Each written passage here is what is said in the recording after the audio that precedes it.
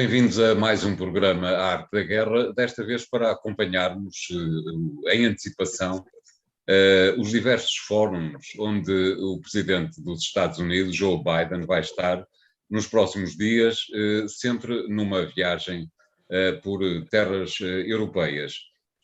Temos connosco sempre o embaixador Francisco Seixas da Costa para nos ajudar a perceber de que constará e do que resultará esta viagem de Joe Biden. E vamos começar exatamente pelo G7, o grupo das sete economias mais importantes do mundo, que reunirão com a presidência do Reino Unido e onde Biden estará pela primeira vez presente. Já soubemos na reunião que houve na semana passada entre os ministros das Finanças e da Economia destes 7 países e da União Europeia também, que foi decidida um novo imposto, digamos, sobre as grandes empresas internacionais e os seus negócios globais. Como é que antecipa a presença de Joe Biden na reunião do G7?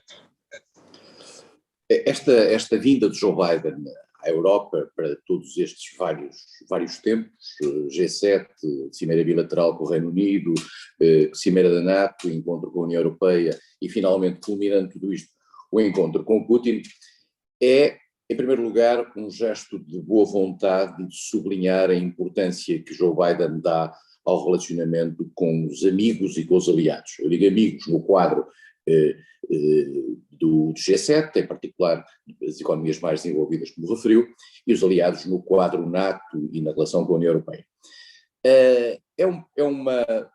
Contrasta esta vinda com aquilo que foi a primeira viagem de Trump, que foi à Arábia Saudita, que prova bem que os Estados Unidos perceberam, em primeiro lugar, a importância de manterem os seus aliados próximos e, por outro lado, também de darem um sinal de que tudo mudou relativamente àquilo que era o grau de importância ou de menor importância que Trump dava a esse tipo de relações. Biden disse aquela frase famosa, a América está de volta, e a América está de volta para os aliados. Há, no entanto, um ponto muito importante e que se prende com tudo isto, com todas estas cimeiras, é que os aliados estão muito preocupados com a circunstância, e disseram-no várias vezes, estão muito preocupados com a circunstância da mesma maneira que Trump podia ser um intervalo, digamos, dentro de toda a América que nós conhecíamos, também há o perigo de Biden ser um intervalo numa outra América que se inaugurou com Trump. Isto é, nós não sabemos se amanhã, saindo Joe Biden, se a América não regressa a uma perspectiva similar ou próxima daquilo que era a perspectiva de Trump.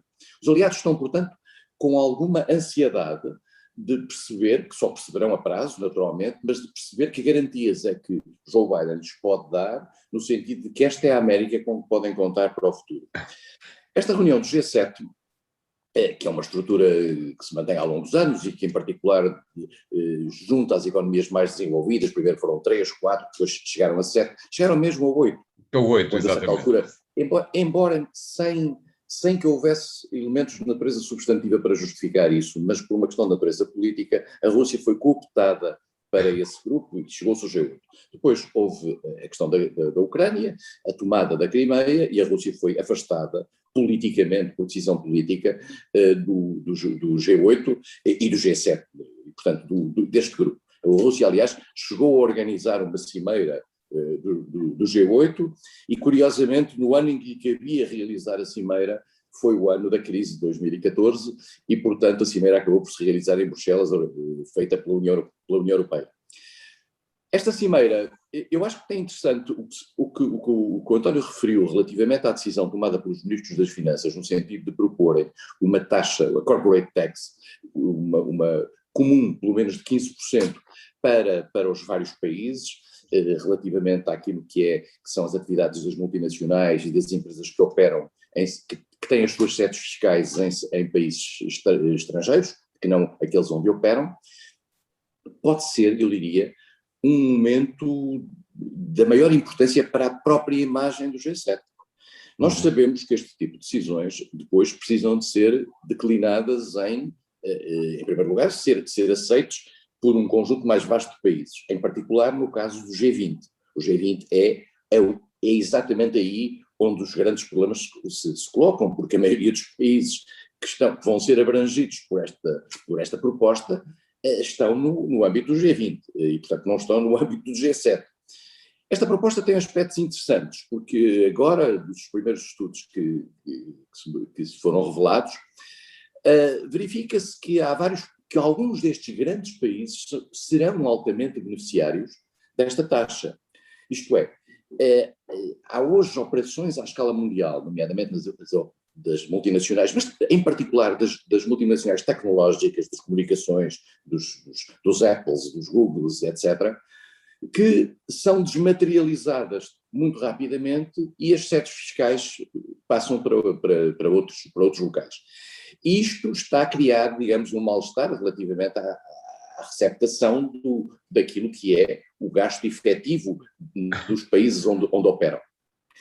Isto vai criar, esta proposta é uma proposta ousada, é uma proposta interessante, curiosamente pelo grau de unidade que teve entre os países do G7, mas vai criar dificuldades, por exemplo, em alguns países europeus. Estou a lembrar da Irlanda, estou a lembrar do Luxemburgo, estou a lembrar da Holanda, mas também fora dos países europeus. Países como Singapura, por exemplo, já reagiram, aliás, relativamente a isto, e depois há os paraísos fiscais. Mas os paraísos fiscais não havia a dúvida que estavam a prazo condenados. Países como as Ilhas Virgens, ou as Bermudas, ou as Ilhas Cayman, aí são países que, curiosamente, e as pessoas às vezes perguntam porque é que esses países que não têm praticamente impostos sobre as empresas, qual é a vantagem para esses países não tendo impostos, não ganhando impostos? Pois não ganham impostos, mas ganham em matéria de serviços. E em matéria de serviços, em matéria de advocacia, em matéria de contabilidade, têm estruturas que dependem, alguns países, as Ilhas Cayman, parece que dependem cerca de 60% daquilo que ganham nesse tipo de serviços, associado, digamos, ao paraíso fiscal. Portanto, se de facto aí houver uma medida, e se essa medida tiver um grande impacto à escala internacional, eu diria que o G7 ganha aqui um grande espaço. A seguir vai haver uma reunião em julho do G20. E o G20, nós sabemos que o G20 também já existe há muitos anos, foi reanimado a quando da crise financeira de 2008. Aí já se juntam, o G7 tem à volta de 40 e tal % da economia mundial, da riqueza mundial. O G20 já estamos a falar dos 80 e tal %. E é aí que as questões essenciais têm que passar. Mas aí também se torna mais difícil obter o acordo, porque estes acordos são por unanimidade, quer dizer, portanto, nós sabemos que os grandes países têm sempre formas de fazer pressão sobre os mais pequenos nesta matéria, e portanto os Estados Unidos, o Reino Unido, a França, etc., não teria avançado com isto se não tivesse já um plano a prazo para a implementação desta medida. Esta reunião do G7 naturalmente vai tratar das questões da recuperação económica, da pandemia, vai tratar também já das questões que têm a ver com o clima e as mudanças energéticas, preparando a reunião de Glasgow para o ano. Estamos, digamos, num momento de afirmação de uma liderança ou de um reativar da liderança americana, e o G7 naturalmente tem esse efeito, sofre esse efeito positivo, que é esta liderança americana. Por outro lado, há um ponto importante que eu gostava de salientar, que há uma ligeira reativação no âmbito da Organização Mundial de Comércio. Nós analisámos aqui, aliás, lembro que analisámos na primeira reunião, nesta primeira conversa que tivemos, a questão da Organização Mundial de Comércio e o facto dos Estados Unidos terem bloqueado praticamente o funcionamento da Organização Mundial de Comércio ao não nomearem juízes para a própria estrutura de implementação.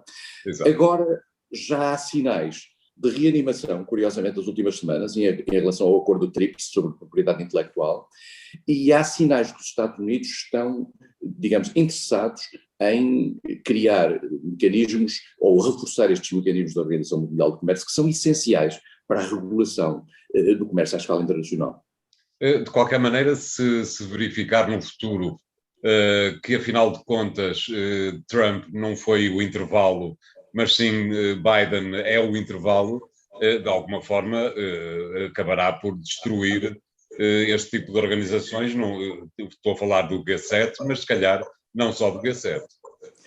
Pois, a questão é uma questão que só a prazo nós vamos perceber. Nós vamos perceber, em primeiro lugar, porque se olharmos hoje para aquilo que é o próprio debate americano, nós verificamos que ainda está muito crispado dentro do debate americano, digamos, o tempo de Trump. O tempo de Trump ainda lá está, e Trump ainda se mexe, e as estruturas do Partido Republicano não têm sido muito sensíveis a uma evolução num sentido antitrumpista. Acho que estão a procurar resistir o mais possível até às eleições intercalares, e depois logo se verá em função desse mesmo resultado. É uma preocupação para o mundo se de facto aquilo que foram os sinais dados por Trump acabam por ser apenas enganadoramente disfarçados por Biden. Biden está a fazer uma presença internacional, eu diria, extremamente afirmativa. É talvez o presidente americano que traz consigo uma bagagem em matéria internacional desta categoria e deste nível. É verdade, ele teve uma experiência muito grande, quer no tempo que esteve no Congresso, quer na vice-presidência, e portanto está muito à vontade neste aspecto. A questão está em saber se o trauma criado por Trump e a surpresa que Trump foi para aquilo que nós considerávamos ser na Europa a América, que já nos vinha habituando desde a Segunda Guerra Mundial, se de facto uma fragilização de Biden não pode fazer voltar tudo ao princípio. Mas aí não há nada a fazer. Eu acho que neste momento os sinais dos amigos dos Estados Unidos têm que ser positivos relativamente àquilo que é a atitude americana de simpatia perante os aliados e os amigos. Claro.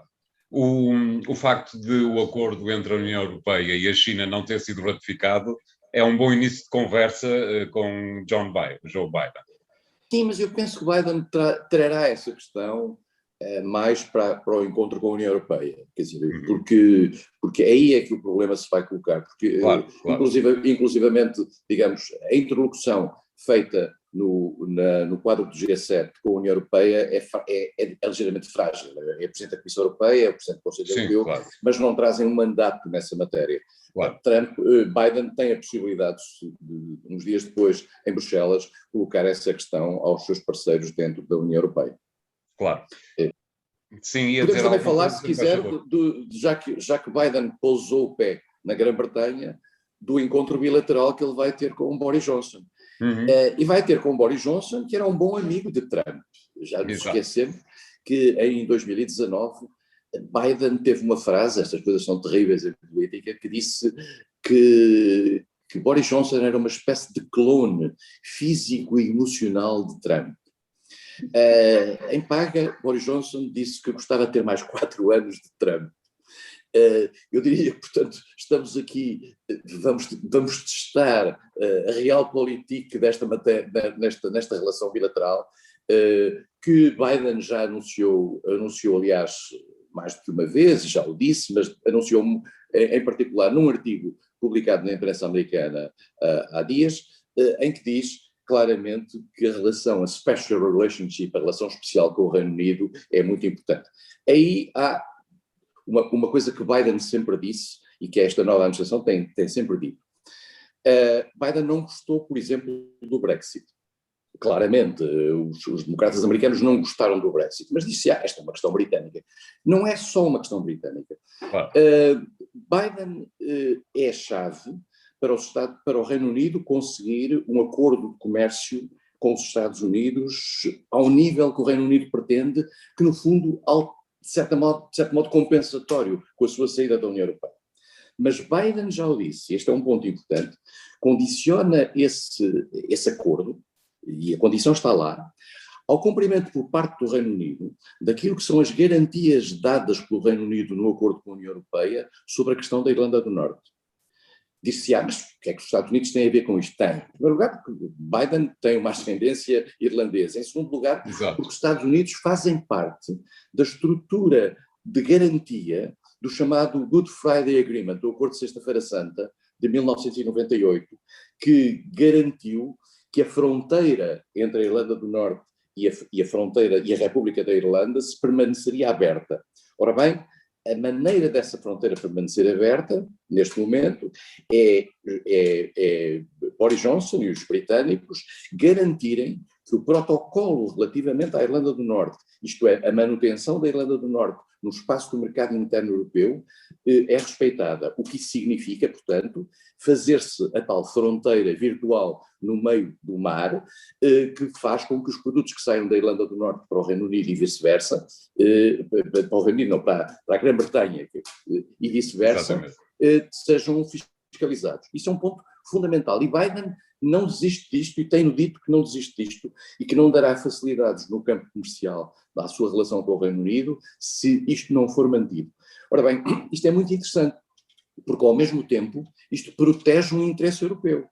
Claro. Portanto, Biden, no fundo, acaba por se colocar ao lado do resto da União Europeia, Exato, no sentido de obrigação desse cumprimento. Nós sabemos que dentro da Irlanda do Norte o Partido Unionista, o DUP, é contra isso, também já foi contra o Good Friday Agreement, foi o único partido unionista, como bem lembrado, que em 1998 foi contra o Acordo de Sexta-feira Santa. Exato. E, portanto, é uma mensagem no sentido de dizer não cedam a esta pressão sectária desse grupo unionista e mantenham aquilo que é o compromisso da União Europeia.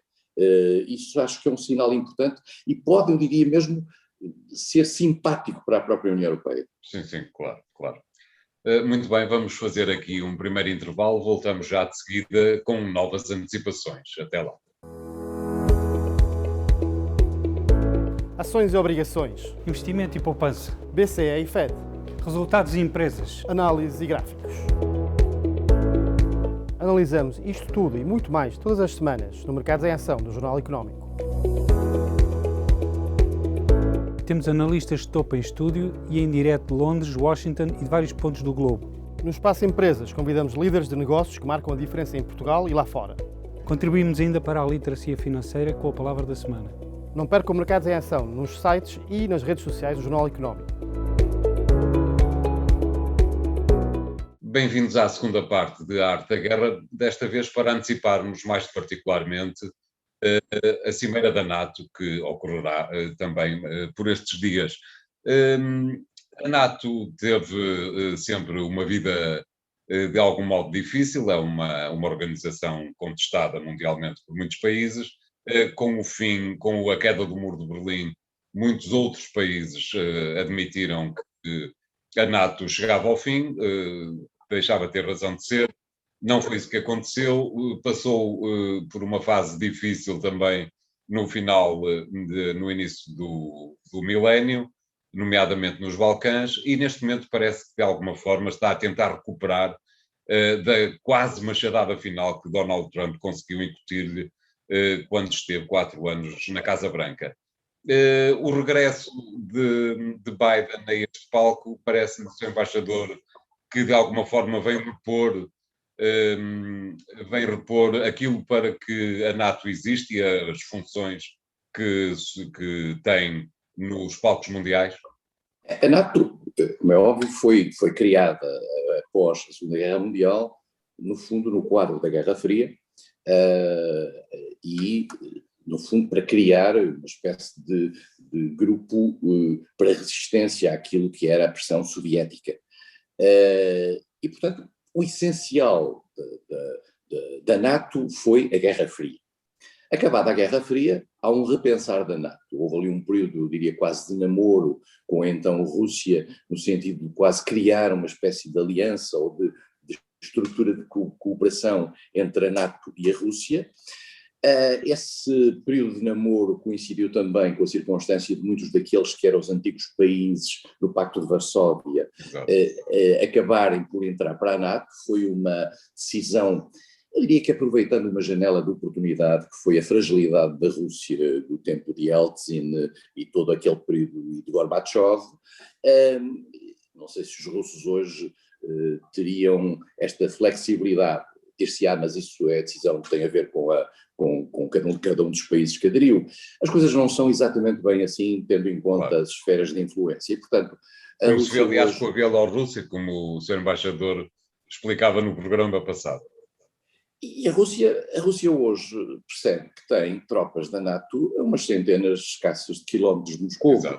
E, portanto, que as coisas mudaram num sentido, não é de um cerco, essa é a leitura russa.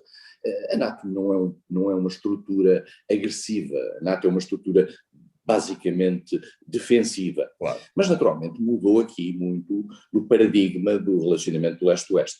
O que se está a passar é que, depois deste período de boa vontade, que voltou-se a um período de tensão.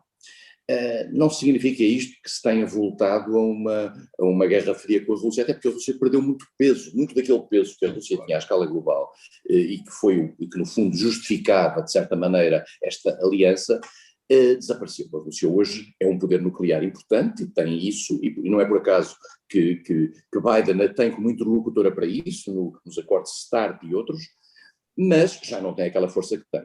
O grande problema que se põe é saber para que é que serve a NATO hoje. Os países europeus querem naturalmente ter a NATO, vamos ser claros, eu costumo dizer que é um heterónimo dos Estados Unidos. A NATO, no fundo, funciona determinada por aquilo que é a estratégia americana. Os aliados sentem-se protegidos. Nisso, Trump tinha, lembra-se, criado algumas dúvidas sobre o automatismo da aplicação do artigo 5º da NATO, que é aquele artigo de defesa coletiva, isto é, se um membro é atacado, todos os outros consideram-se atacados. Exato. Tinha dito que a NATO estava obsoleta e prosseguiu aí, mas aí também não mudou muito daquilo que já era a posição de Trump, só no estilo de Obama, só no estilo, e agora também já é de Joe Biden, o pedido para que os aliados paguem para a NATO aquilo a que se comprometeram. Exatamente. Esta é uma questão complexa, são os tais 2% do PIB que os países se comprometem a colocar nos seus orçamentos, nos seus orçamentos. É muito complicado para alguns países que estão hoje sob grande pressão em matéria das suas políticas públicas, de saúde, de educação, até de infraestruturas, ficarem presos a esse aspecto mítico, porque 2% significa muito, claro. Significa muito mais do que o funcionamento de muitos ministérios. Diz-se, mas as pessoas que querem ter segurança têm que ter compromissos. É verdade, mas é preciso também olharmos um bocadinho para os ciclos políticos em cada país e verificarmos que, de facto, há países que não estão tão mobilizados para isso. E, portanto, hoje em dia, Biden vai tentar trazer os seus aliados para uma agenda que tem a ver, em primeiro lugar, com esses aspectos organizacionais normais, que é o funcionamento financeiro, mas também para aquilo que são as novas ameaças que se têm vindo a detectar na última década. Eu digo última década porque o conceito estratégico da NATO, que foi feito em Lisboa, curiosamente, em 2010, vale a pena revisitá-lo porque está hoje completamente obsoleto. Aí sim é que está obsoleto. Fala da Rússia, digamos, com alguma simpatia que hoje já não existe, praticamente não fala da China e não tem em consideração todas estas novas vertentes que são, por exemplo, as questões da cibersegurança, as questões das ameaças híbridas, todo um conjunto de questões de novas tecnologias aplicadas, no fundo, ao conflito internacional, que têm que ser trabalhadas e têm que ser trabalhadas em conjunto. Claro. Uma coisa que Biden poderá vir a trazer para cima da mesa, curiosamente, na última cimeira da NATO no ano passado já estava lá uma linha sobre isto, é a questão da China. E é a questão de saber se a China, para todos os países NATO, funciona ou não como um poder adversarial que é preciso combater no quadro NATO. Eu não sei se há unanimidade nesta matéria, se é possível a unanimidade desta matéria, mas que os Estados Unidos vão querer colocar esta questão em cima da mesa, não há a menor das dúvidas. E, portanto, digamos, por outro lado, o novo conceito estratégico que está em estudo, está em análise, já está bastante avançado, aparentemente não é, segundo algumas pessoas especialistas dessa matéria, um documento muito entusiasmante. Isto é, parece muito ser um denominador comum, não diria relativamente baixo, mas apesar de tudo não muito ambicioso. A questão está em saber se podemos ter ambições no quadro NATO, e em particular, se as podemos ter respeitando aquilo que é a geografia que está subjacente ao seu próprio nome. Se nós vamos falar da NATO para o Afeganistão, ou se começamos a falar da NATO para a China, então estamos a falar de outra coisa. Estamos a falar da criação de uma organização de natureza defensiva e de segurança, que não é só defensiva, é também de segurança, à escala internacional. Será que os Estados Unidos querem aproveitar a NATO para fazerem daqui uma plataforma, por exemplo, uma plataforma que dê força àquilo que é a sua ideia de criar uma espécie de divisória entre os países democráticos e os países autoritários? Mas não estaremos aqui, segundo alguns suspeitam, a criar uma nova forma de Guerra Fria? Claro. Haverá consenso entre os aliados no sentido de avançar por aí? E temos que perceber uma coisa, é que há muitos países europeus que têm uma relação com a China muito profunda e muito mais dependente, e até têm com a Rússia, nomeadamente em matéria de energética. De energia, exatamente. Muito dependentes e, portanto, não têm necessariamente o mesmo tipo de perspectiva que os Estados Unidos têm. Claro, claro. Isso quer dizer que o debate sobre o exército europeu, que é uma coisa, é um debate que ora avança, ora recua, continua em cima da mesa. Acha que há alguma hipótese de, num futuro razoável, num futuro próximo, a União Europeia decidir finalmente avançar para a criação de um exército europeu? Não acho, embora pense que há países europeus que ainda acham isso. Eu lembro-me quando Macron, depois de Trump ter dito que a NATO estava obsoleta, então Macron tem uma frase terrível, diz que a NATO está em morte cerebral. Exato. E, portanto, estava aí a tentar lançar, não diria a escada, mas lançar o terreno para lançar-se no terreno para aquilo que é a ideia da autonomia estratégica da Europa. Exato. Eu acho que a autonomia estratégica da Europa, com a circunstância do Reino Unido ter saído da União Europeia, ficou muito limitada.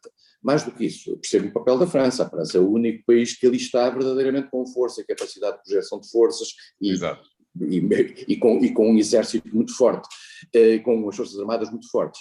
Mas eu não acredito que haja hoje, particularmente depois da saída do Reino Unido, condições para uma afirmação autónoma dentro da União Europeia à escala internacional. Nesta questão há também uma outra, é de alguma forma lançar a ponte para a terceira parte do programa, mas mesmo assim perguntava-lhe, Sr. Embaixador, a relação dos Estados Unidos e da Turquia no seio da NATO parece-lhe consistente? A Turquia tem uma atuação absolutamente atípica dentro da NATO. Em primeiro lugar, tem um conflito com outro país NATO, que é para uma união de defesa que tem naturalmente um substrato de natureza política, é um pouco estranho. Tem esse conflito com a Grécia, que é um ponto importante, e mais do que isso, tem-se revelado um fator de distúrbio, sob o ponto de vista de segurança, no Mediterrâneo Oriental e em toda aquela zona. Só que a Turquia é uma fronteira, a Turquia era uma grande fronteira, era uma fronteira muito importante da NATO no tempo da Guerra Fria. Exatamente. A fronteira com aquilo que eram as repúblicas soviéticas, que é a Geórgia, a Arménia, não sei se tinha com mais alguma, não estou a ver, e portanto era ali... O Azerbaijão talvez não. Talvez não, o Azerbaijão fica do outro lado, mas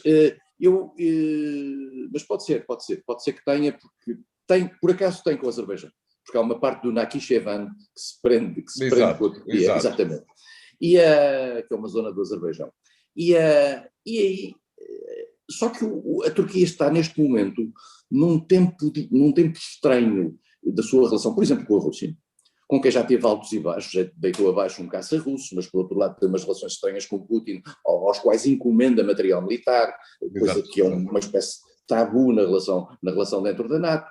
Claro. É um parceiro turbulento nesta relação.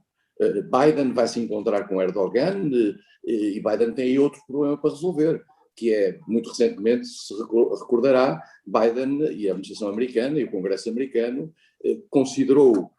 entrou por aquilo que é sempre um tabu no relacionamento com a Turquia, que é considerar que houve um genocídio do povo arménio em 1915. Este é um momento dramático para a Turquia, porque é um ponto importante. E, por outro lado, todos nós sabemos que vive nos Estados Unidos aquele que é o grande opositor, depois de ter sido o grande aliado de Erdogan, e que o Erdogan considera ter sido o promotor do golpe de Estado esse, que vale a pena dizer, lhe trouxe ainda mais poder.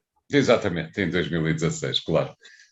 Vamos fazer então aqui um segundo intervalo, voltamos já de seguida para continuarmos nestas nossas antecipações de hoje. Até já.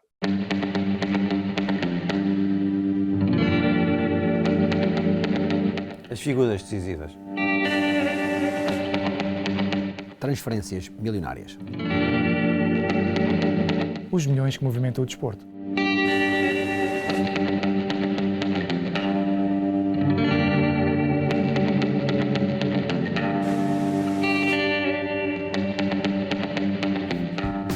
Todas as semanas trazemos os números que contam dentro e fora das quatro linhas.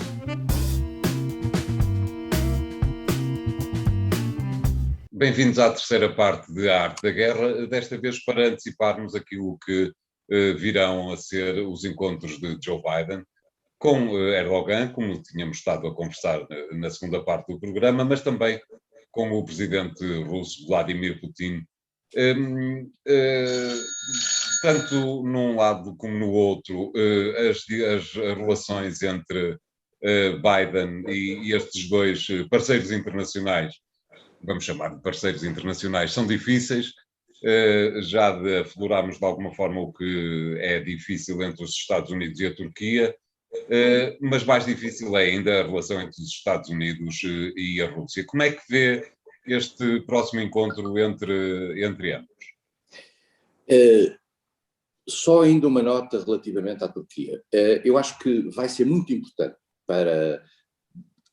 até para a Europa em geral e para a União Europeia em particular, perceber a mensagem que Biden vai passar a Erdogan. É muito importante nós termos a noção do que é que vai ser a nova relação entre a Turquia e os Estados Unidos e qual é a mensagem que os Estados Unidos querem passar à Turquia.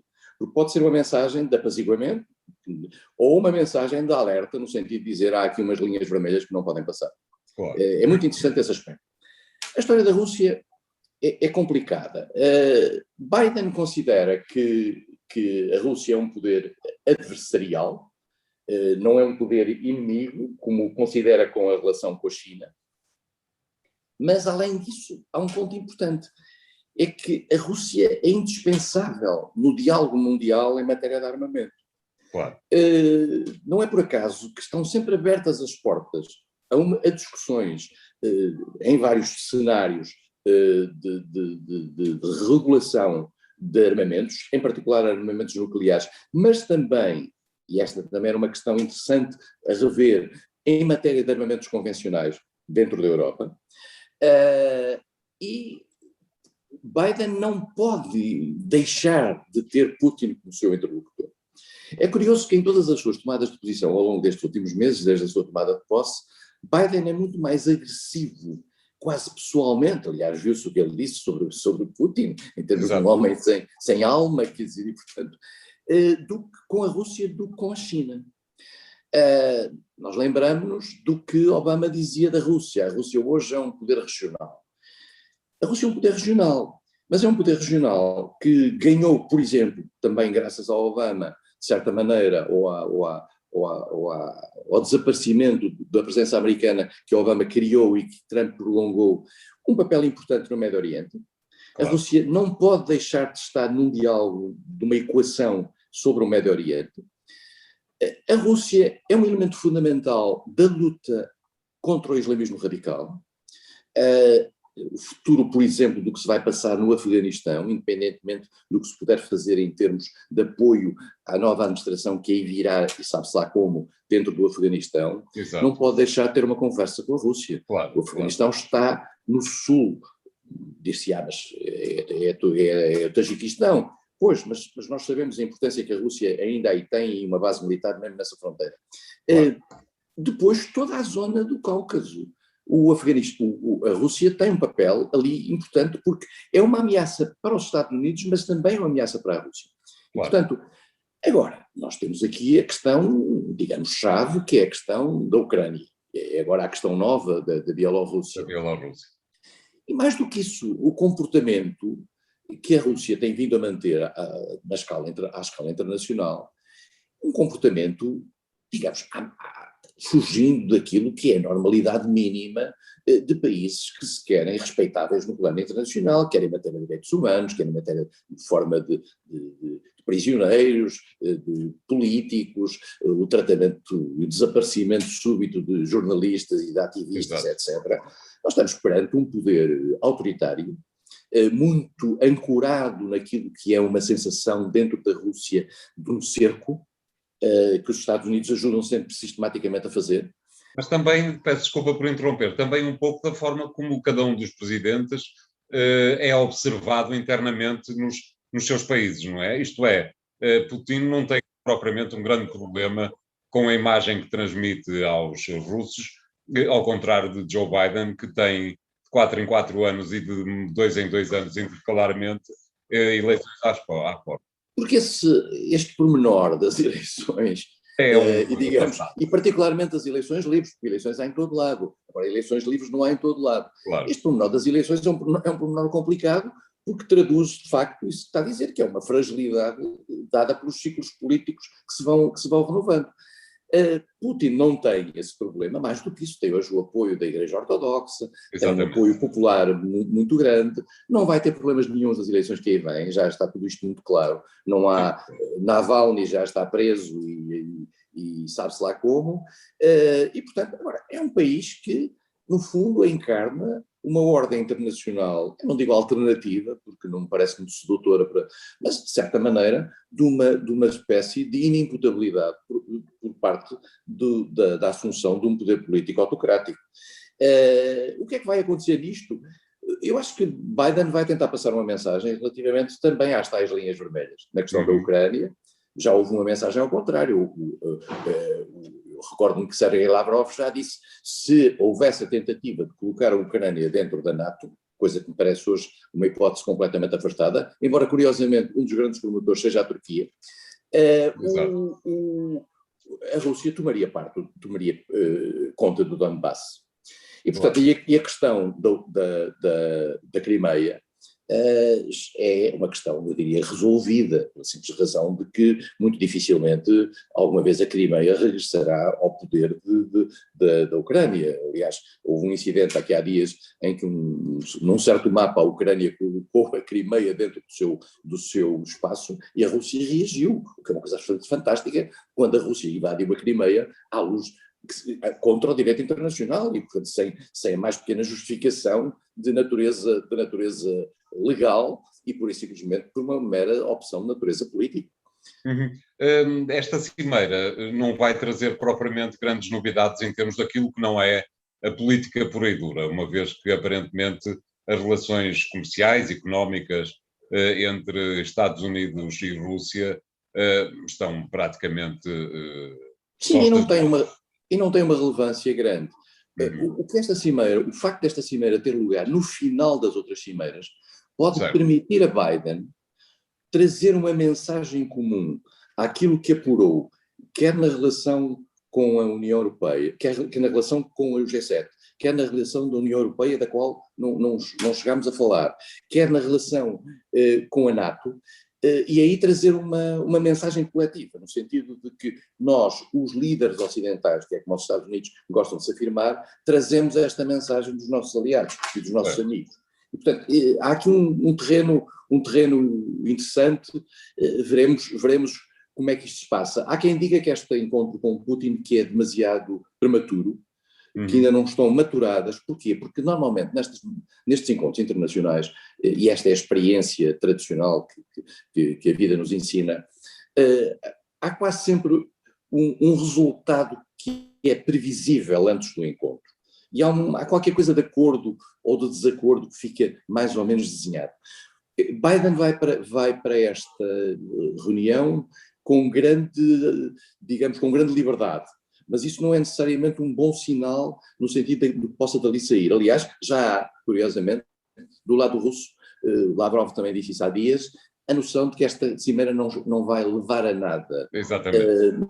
Mas vai ser, digamos, um show-off para uma posição quer de Putin, quer de Biden, face aos respectivos aliados. Mesmo assim, e é interessante, acabo com esta pergunta, é interessante ter falado em show-off, não parece que esteja no horizonte de Joe Biden fazer um show-off, tão show-off, como a cimeira que Trump fez com a Coreia do Norte. Não, mas Trump com essa cimeira com a Coreia do Norte, que aliás eu devo dizer que vai ficar nos manuais da história diplomática, porque tem um caráter tão atípico, tão bizarro, que quer dizer, é difícil conceber, a não ser uma visita surpresa de Joe Biden ao Irão, só uma coisa parecida com essa, não é? Trump é um ator e quis fazer essa ação. Verdade seja, é que o que prometeu ou o que não prometeu, ou o que ameaçou ou o que não ameaçou, levou a um baixar da grimpa, se assim se pode dizer, de Kim Jong-un, e portanto a partir daí a Coreia, digamos, desapareceu um bocadinho. Se há efeito positivo da ação de Trump ao longo destes anos, e a lista não é assim muito longa, esse acalmar da Coreia do Norte não terá sido menor. Exatamente. Muito bem, muito obrigado, Sr. Embaixador. Ficamos hoje por aqui. Voltamos para a semana com 3 novos temas. Até lá.